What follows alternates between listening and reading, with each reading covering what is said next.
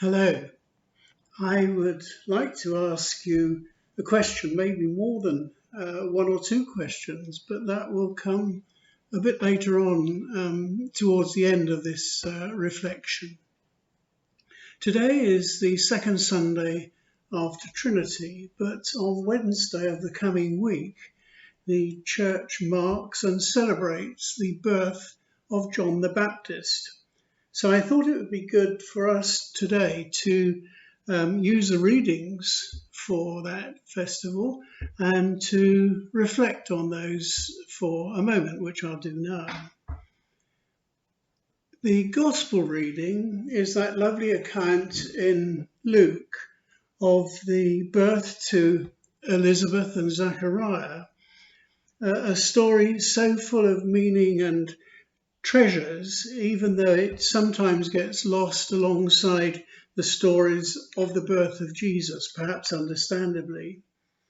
But if we read Luke's version closely and note the charming events that surround the naming of John, and particularly his father's insistence that he was to be called John rather than Zachariah, Luke tells us all who heard it were deeply impressed and said, "What will this child become?" For indeed the hand of the Lord was upon him. What indeed would John become? For there could be no doubting that the hand of the Lord was indeed upon him. We encounter John the Baptist again in early verses of the all four Gospels. And there, here in our Acts reading today, Paul with Barnabas has travelled from Cyprus to Galatia to Pisidian Antioch. And there in the synagogue on the Sabbath, Paul was invited to speak to the Jewish congregation there. Paul spoke to them about how God chose the people of Israel, rescued them from Egypt, looked after them through the period of their exodus, and saw them to the promised land. And Paul recorded that in later years God gave them a great king, David, a leader very much in tune with God, who promised to David a descendant, one who would be the Holy One, the Messiah. All those words of Paul's would, of course, have been music to the ears of those listening to him there in the synagogue. Paul went on to tell them that now the Messiah had come, just as God promised. He is Jesus, the longed-for Saviour of his people. And Paul continued by reminding them that the Jewish leaders had Jesus executed. I wonder if there was some uncomfortable shuffling in the seats there at that point. But then he told them that God had raised Jesus to new life, opening the way for many to share that new life with Jesus.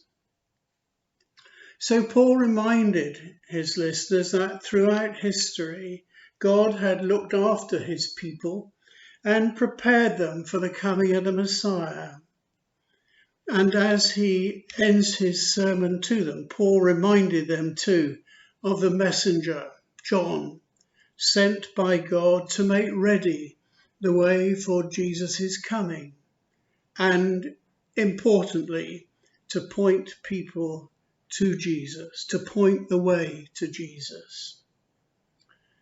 Some had thought that John himself was the Messiah, but John knew and insisted he had come to point the way to Jesus.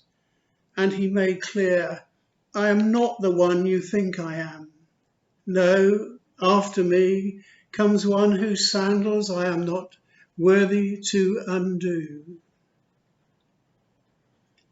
Despite this, Jesus' own view of John was remarkable, for he said, "Truly, I tell you, among all who have been born, no one has been greater than John the Baptist.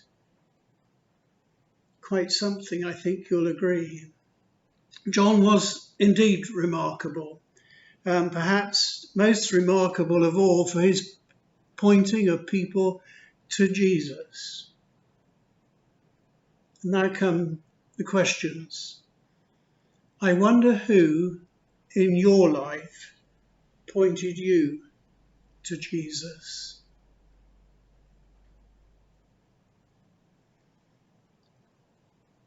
And who in your life have you pointed towards Jesus? How? When? Where do you point people to Jesus today? There's food for thought.